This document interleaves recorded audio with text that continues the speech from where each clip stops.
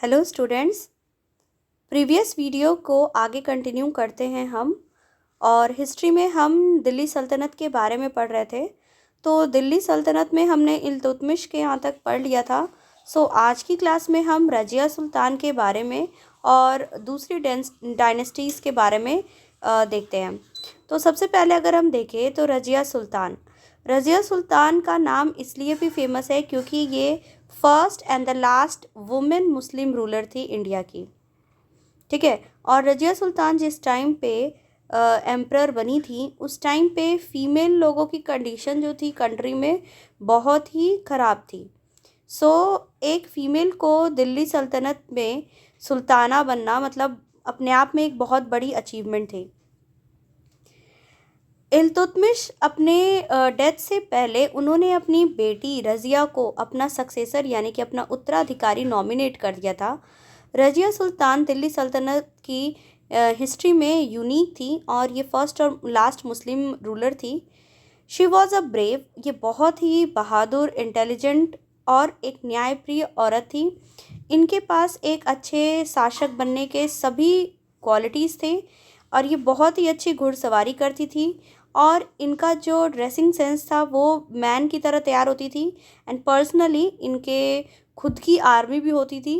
But जो उनके राज दरबार में जो नॉबल्स थे did not like the idea of being ruled by a women. उस टाइम पे उन्हें ये अच्छा नहीं लगता था कि कोई औरत उनके ऊपर रूल करे या कोई औरत जो है उनके अंडर में उन्हें काम करना पड़े।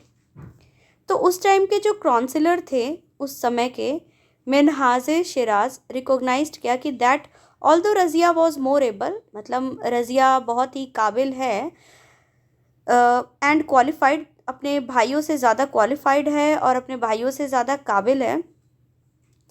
But yet he thought that a queen's rule went against the ideal social order created by God. लेकिन उनका ये कहना था कि भले ही रज़िया सुल्तान जो है अपने भाइयों से ज़्यादा काबिल और क्वालिफाइड है, लेकिन अगर एक रानी का शासन रहेगा तो यह जो भगवान ने मतलब सोशल ऑर्डर क्रिएट किया है उसके साथ डिस्टर्बेंस हो जाएगी, जिसमें क्योंकि इन लोगों ने क्या बना रखा था ना कि जो औरतें हैं वो हमेशा मैन की सबऑर्डिनेट होगी। और ये सोचिए ये 1236 अराउंड की बात है, मतलब कितना पुराना ज़माना था, मिडिवल हिस्ट्री की बात हम कर रहे हैं। नाउ अडेज आज भी अगर हम देखें तो कहीं ना कहीं ये मेंटालिटी, क्योंकि जो इंडिया है वो मेल मतलब पेट्रियार्ची यहाँ चलता है, पितृसत्तात्मक राज है यहाँ पे। तो यहाँ पर आज भी आप देखेंगे कि अगर कोई फीमेल हाई अथॉरिटी पे है तो मतलब जो उनके अंडर में काम करने वाले मैन हैं उन लोगों को ये चीज़ कहीं ना कहीं फील होता है कि हमें फीमेल के अंडर में काम नहीं करना है। ठीक है। तो इस थॉट को चेंज करना पड़ेगा। और मतलब ये हम मिडिवल की बात करें लेकिन आज भी बहुत ज़्यादा कुछ इस पर्सपेक्टिव में नहीं चेंज हुआ है। अल्टीमेटली इसलिए क्या हुआ कि इनकी हत्या कर दी गई 1240 एडी में। और ये कहा गया कि if Razia had not been a woman, she would have been the most successful ruler of India. अगर रज़िया सुल्ताना औरत नहीं होती तो शायद भारत की एक बहुत ही सक्सेसफुल रूलर होती। After Razia Sultana a number of less important sultans. Razia Sultana के बाद, अच्छा रज़िया सुल्तान कौन से डायनेस्टी से थी? तो मामलुक डायनेस्टी यानी कि स्लेव डायनेस्टी से थी। रज़िया सुल्ताना के बाद बहुत ही छोटे छोटे राजा लोग आए, मतलब दिल्ली सल्तनत में उनके डायनेस्टी के। और किसी तरह से मतलब बहुत ज़्यादा वो लोग एबल नहीं थे, तो किसी तरह से 1266 तक ये सब चलता रहा। एंड इसमें से इल्तुतमिश का एक छोटा बेटा था जिसका नाम था नासिरुद्दीन महमूद। उन्होंने रूल किया 1246 से 1266 तक, यानी कि 20 साल तक रूल किया। ही वॉज मियरली मतलब होता है ओनली, ठीक, ये केवल पपेट था। पपेट मतलब कठपुतली। तो ये जो नॉबल्स थे उनके हाथों की कठपुतली था, पर्टिकुलरली बालबन। ठीक। और इसीलिए फिर ये जो बालबन है ना ये भी आए दिल्ली सल्तनत में एज अ किंग। ठीक है। और ही lived the life of a दरवेश, संत की जीवन इन्होंने जिया था। नेक्स्ट आते हैं जो बालबन, ये नॉबल थे। ठीक। और फिर उनका देखेंगे हम कि घियासुद्दीन बालबन, इन्होंने कितना रूल किया? 1266 से लेके 1287 तक। तो बालबन जो थे was an experienced and capable ruler.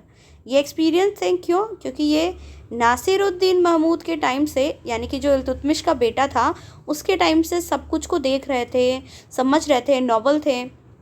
तो राज दरबार में रहने की वजह से इनके पास एक्सपीरियंस भी था और ये एक कैपेबल काबिल राजा भी थे। इनकी जो पॉलिसीज़ थी, मतलब बालबन जो थे, देखिए बाबर एंड बालबन डिफरेंट है, so don't get confused. Balban जो थे ये जाने जाते थे अपनी स्ट्रॉन्ग पॉलिसीज़ की वजह से। He ruled with an iron hand, और इन्होंने मंगोल इन्वेशन से मतलब भारत को बचाया था, ठीक है। और इसके अलावा इन्होंने पूरा मोनार्की, यानी कि गवर्नमेंट का रूल, आप पॉलिटिकल साइंस में पढ़ेंगे कि रूल ऑफ गवर्नमेंट जिसमें मोनार्की होता है और मतलब डेमोक्रेटिक होता है। तो मोनार्की में क्या होता है कि राजा का बेटा राजा बनेगा और मतलब अपने आप को ही वो सुपरमेसी बताते हैं, ठीक है। तो ये ऑब्सोल्यूट थे एंड पावरफुल थे। He believed in the theory of divine kingship which regards the king as a perspective of God. इन्होंने अपने आप को बताया कि वो भगवान, मतलब अल्लाह के बाद अल्लाह के भेजे गए दूत हैं ये। इन्होंने पर्सियन यानी कि फ़ारसी कस्टम्स यानी रीति रिवाज जिसको सिजदा कहते हैं, और पॉयबोस, ये दोनों चीज़ को इंट्रोड्यूस किया था। और पॉयबोस का मतलब होता है कि जो मोनार्की है, यानी कि जो राजा है उसके पैरों को चूम करके उनको सैल्यूटेशन देना, ठीक है। साथ ही साथ इन्होंने प्रोहिबिट किया था, मना किया था कि राज दरबार में कोई भी वाइन नहीं पिएगा, और इन्होंने नॉबल्स के लिए स्पेशल ड्रेस बनाया था। इनका कोट जो था वो फेमस था, मतलब बहुत ही ज़्यादा, एशिया फॉर इट्स मैग्निफिकेंस, मतलब बहुत ही अच्छा इनका कोट था, यानी कि राज दरबार। और साथ ही साथ ये अपने पॉलिसीज़ के लिए जाने जाते थे। इवन यहाँ पर एक फैक्ट की बात भी की गई है कि बालबन जो थे कभी हंसते नहीं थे, एंड उनके कोर्ट में राज दरबार में कोई भी जोक करने के लिए या हंसने के लिए परमिटेड नहीं था। बालबन की मृत्यु हुई 1286 में, एंड इनके जो सक्सेसर थे वो बहुत ही ज़्यादा कमज़ोर एंड वर्थलेस, यानी कि बहुत ज़्यादा काम के नहीं थे, ठीक है। तो 1290 तक किसी तरह से ये चला दिल्ली सल्तनत, और यहीं से बालबन यानी कि जो स्लेव डायनेस्टी के लास्ट, मतलब यहाँ पे स्लेव डायनेस्टी के रूल का जो है एंड हुआ कब, 1290 में, ठीक है। और 1290 से आ जाते हैं हमारे खलजी डायनेस्टी। तो खलजी डायनेस्टी का स्टार्टिंग होता 1290 में, और कब तक, 1320 तक, यानी कि लगभग 30 साल तक, ठीक है। अब हम खलजी डायनेस्टी में देखते हैं क्या क्या था। तो जो खलजी डायनेस्टी था इसके जो फाउंडर थे, जैसे देखिए आपको फाउंडर का नाम याद रखना ज़रूरी है हर डायनेस्टी का, ठीक है। और कमेंट सेक्शन में आप बताएंगे कि how many total dynasties are there in Delhi Sultanat, ठीक है। और who was the founder of, जो कि हमने प्रीवियस क्लास में किया था, सो आप कमेंट बॉक्स में आंसर देंगे कि who was the founder of slave dynasty. Clear है? सो नेक्स्ट स्टार्ट करते हैं हम खलजी डायनेस्टी के बारे में। खलजी डायनेस्टी के जो फाउंडर थे वो थे जलालुद्दीन खलजी, ठीक है। जलालुद्दीन खलजी को यह राजगद्दी मिली थी कब, जब वो 70 साल के थे। तो ये अपने आप में मतलब बहुत बड़ी बात है कि इतने बूढ़े होने के बाद ये राजगद्दी पर बैठाए गए। And he was the founder of Khalji dynasty, ये फाउंडर थे खलजी डायनेस्टी के। साथ ही साथ आप लोग अगर कुछ पुरानी मतलब मूवीज़ देखें, जो हिस्टोरिकल मूवीज़ होती हैं, तो भी आपको समझ में आ जाएगा।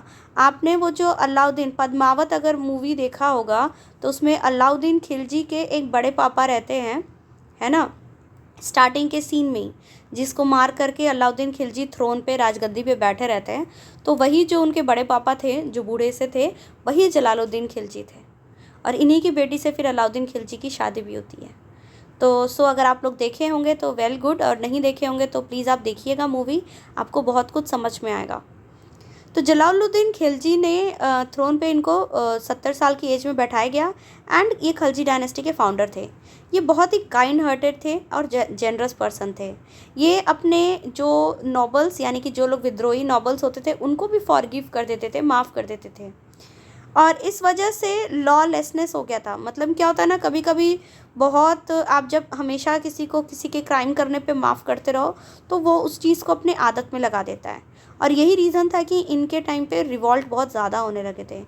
He also followed a lenient policy towards the Mongols. साथ ही साथ इन्होंने बहुत ही मंगोल्स के लिए भी बहुत ही एकदम नहीं होता है कि लीनियंट, मतलब बहुत स्ट्रिक्ट नहीं, बहुत ही आराम से उन्होंने पॉलिसीज़ मंगोल के साथ भी थी।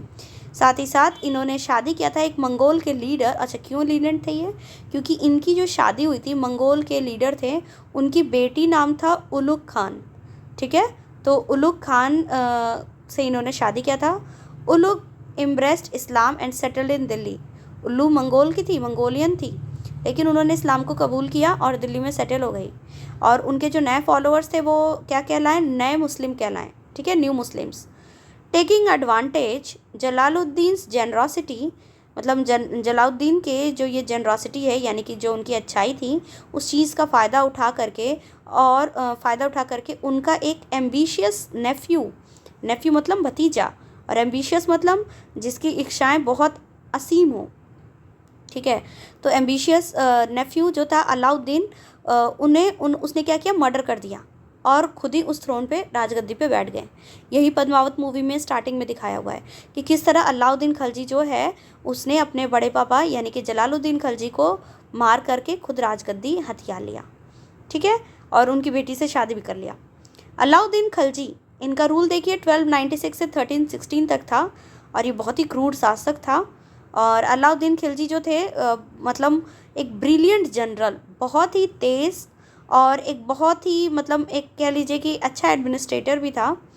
साथ ही साथ इसका सपना था कि पूरी दुनिया को कॉन्क्योर करना, यानी पूरी दुनिया को जीतने का सपना देखा था अलाउद्दीन खिलजी ने।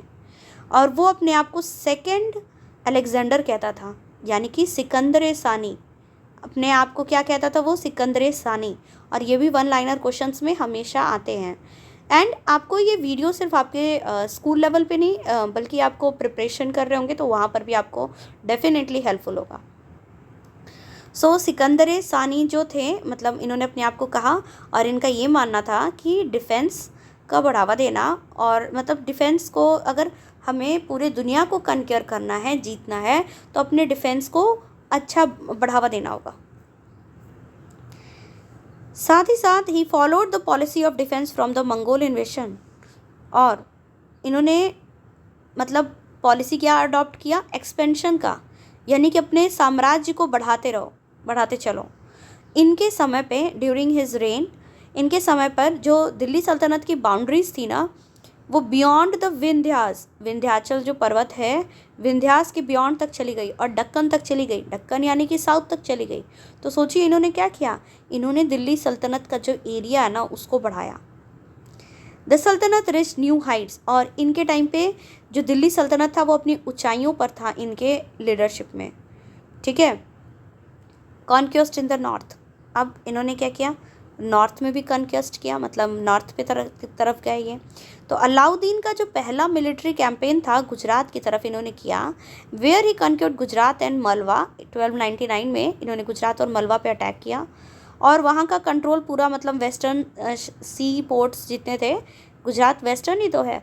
तो अच्छा, आप लोग का एक क्वेश्चन है कि इंडिया का कौन सा ऐसा स्टेट है जिसकी जो वाटर बाउंड्रीज़ हैं, यानी कि जो मतलब शेयर करता है, वो सबसे ज़्यादा वाटर बाउंड्रीज़ को शेयर करता है।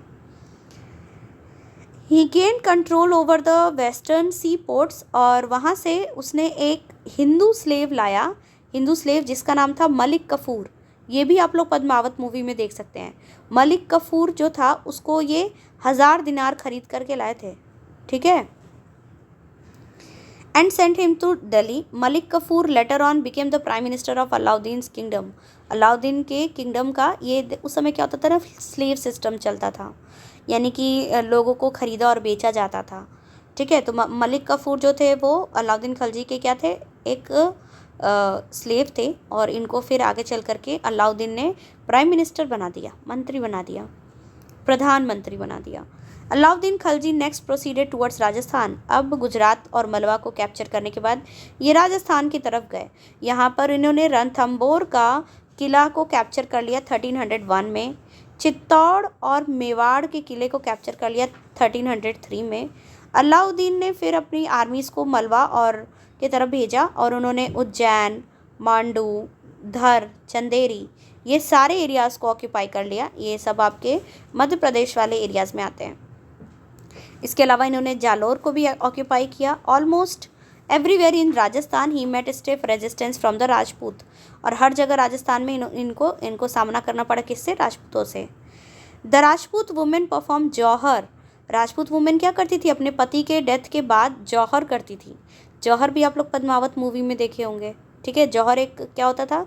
एक रिचुअल था जिसमें जो हिंदू औरतें होती थी पति के डेथ के बाद अपने आप को अग्नि में समर्पित कर देती थी, ठीक है। Almost the whole of the northern India was occupied by Alauddin by 1305 AD except Kashmir, Nepal, Assam and some portions of north western Punjab, ठीक है।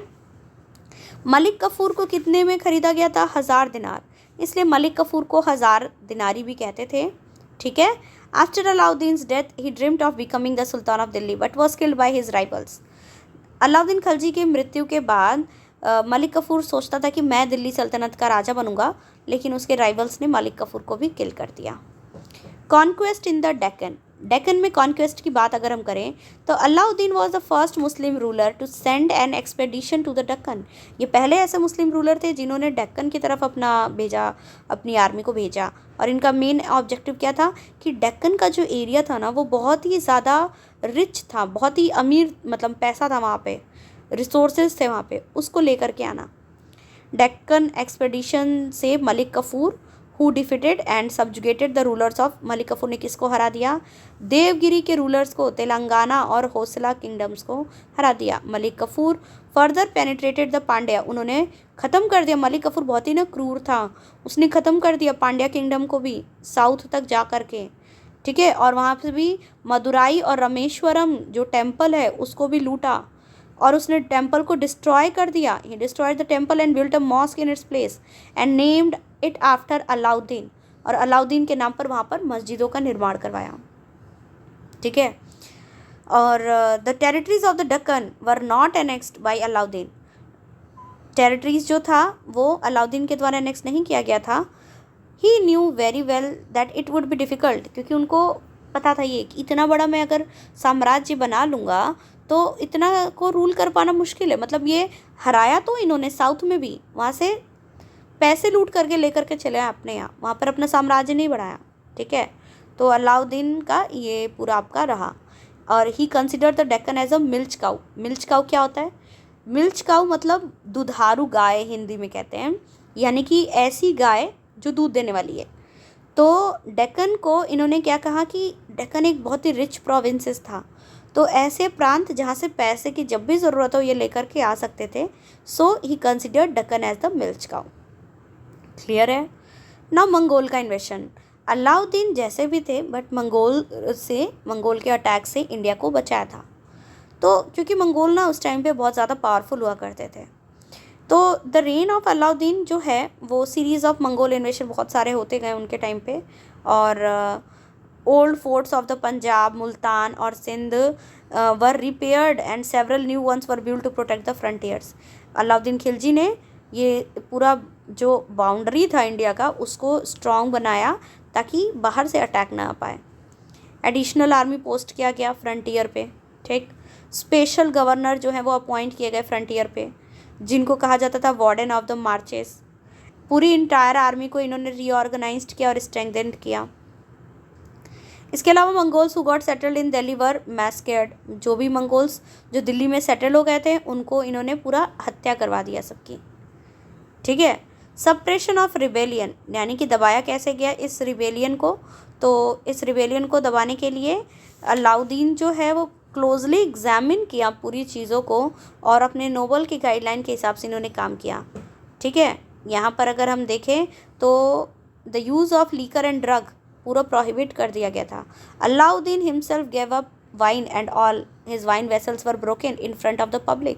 अलाउद्दीन, जैसे अगर राजा ही नहीं ड्रिंक करेगा तो पब्लिक के सामने भी इमेज जाएगी, और इन्होंने अपने सारे जो वाइन का बर्तन था सब तोड़ दिया पब्लिक के सामने.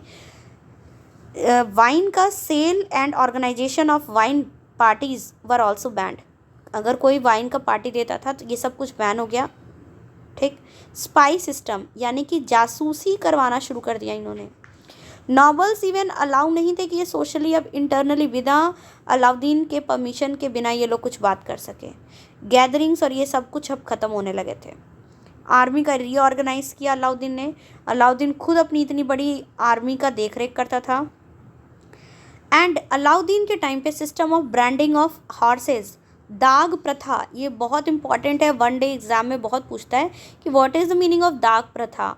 दाग प्रथा मतलब एक जो घोड़े होते थे उनके ऊपर एक जैसे टैटू बनवा देते हैं ना, ताकि पहचान में आ जाए कि ये हमारे आर्मी का है. तो दाग प्रथा यानी कि हॉर्सेस का ब्रांडिंग करवाया जाता था. ठीक है, जो गुड मतलब कि पता चल जाए लड़ाई के समय कि कौन सा हमारा है. सैलरीज जो थे सोल्जर्स के वो फिक्स्ड किए गए. ठीक है. स्पाइज यानी कि जासूस, हर आर्मी के हर यूनिट में एक एक जासूस रखा गया.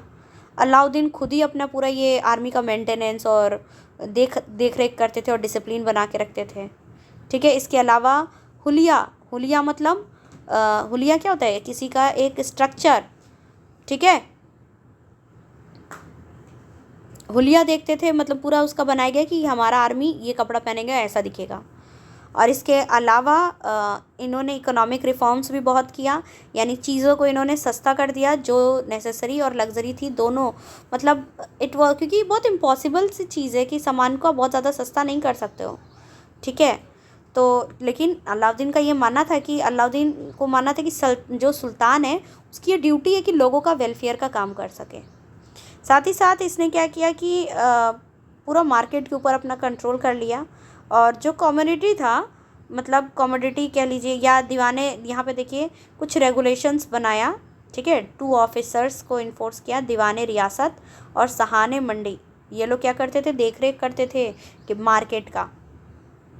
रिवेन्यू रिफॉर्म्स में क्या लाया, तो all land held by the Muslim religious leader and Hindu landlords was confiscated.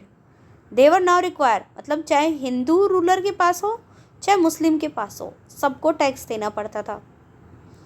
Hindu से इन्होंने क्या किया, एडिशनल टैक्स लेना शुरू कर दिया, जिसको नाम रखा जिजिया. तो कई बार वन लाइनर क्वेश्चन में पूछता है कि हु स्टार्टेड जिजिया सिस्टम. तो कौन किया था, अलाउद्दीन खलजी ने किया था. किससे, हिंदू लोगों से. ठीक है. और लैंड अंडर कल्टीवेशन को मेज़र किया गया और डिफरेंट कैटेगरीज में डिवाइड किया गया था लैंड की फर्टिलिटी के हिसाब से, और लैंड टैक्स उसके हिसाब से फिक्स किया गया. रोल ऑफ जो मिडिल मैन था वो रोक दिया गया. पीजेंट्स अब डायरेक्टली रिवेन्यू ऑफिसर को पैसे देते थे. ठीक है. ये तो हो गया मतलब रिवेन्यू और economic reforms of Alauddin Khilji. Now architecture में भी इनका बहुत इंपॉर्टेंट रोल था. इन्होंने अलाई दरवाज़ा बनाया था, जो कि एक बहुत ही परफेक्ट आर्किटेक्चर का एग्जाम्पल है. साथ ही साथ जैसे कई बार क्वेश्चन पूछता है हु बिल्ट अलाई दरवाज़ा, तो Alai Darwaza was built by the Alauddin Khilji. ठीक है. अलाउद्दीन से नाम याद रखना, Alai. He also built the fort of Siri fort. Siri fort, आप दिल्ली में जाएंगे तो सिरी फोर्ट एक जगह है. एंड द हजार सेतुन यानी कि पैलेस ऑफ 1000 पिलर्स, एक ऐसा राजमहल जिसमें 1000 पिलर हैं, तो उसको हजार सितून कहते हैं. तो उन्होंने ही बनवाया था. ठीक है. तो इन्होंने क्या क्या बनवाया, अलाई दरवाज़ा और सिरी फोर्ट और 1000 सितून बनवाया था. इसके अलावा इनके टाइम पे अगर हम देखें तो अलाउद्दीन खुद तो इलिटरेट था, अनपढ़ था, लेकिन इसको आर्ट में और मतलब पोयम में बहुत इंटरेस्ट था. इसलिए इनके राज दरबार में कुछ फेमस पोएट थे जिनका नाम था आमिर खुसरो, और ये भी आमिर खुसरो को भी आप पद्मावत मूवी में देख सकते हैं. एंड आमिर हसन इनके कोर्ट के मेंबर्स थे. इनकी जो मृत्यु है वो जनवरी 1316 में हुई थी. और इनकी डेथ के बाद मतलब इनकी डेथ भी क्यों हुई थी, तो ये बहुत ज़्यादा ना काम करते थे, एक्सेसिव वर्क करने की वजह से अलाउद्दीन का हेल्थ जो है डे बाय डे डिट्रॉयड यानी कि ख़राब होता गया. और ये बेड पे पड़ गए और उसके बाद जनवरी में इनकी मृत्यु हो गई। इनके डेथ के बाद खलजी डायनेस्टी बहुत लंबे समय तक नहीं चल पाया, सिर्फ 4 साल और चला। और कौन कौन आया, मतलब 4 साल और चला और इसके बाद नेक्स्ट आया तुगलक डायनेस्टी 1320 में।